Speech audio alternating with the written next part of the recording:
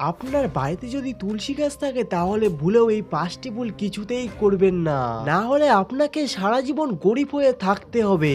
আর 5 নম্বর ভুলটা তো আপনি প্রতিনিয়ত করে যাচ্ছেন।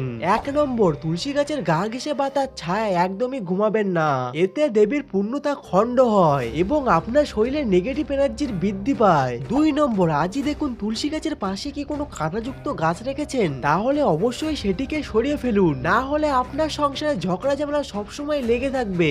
3 নম্বর, তুলসী গাছের ধারে জুতো, ঝাড়ু, ঘর মোছা কিছুতেই রাখবেন না, মনে রাখবেন অপরিচ্ছন্নতা সেখানে মা লক্ষ্মীও নেই সেখানে।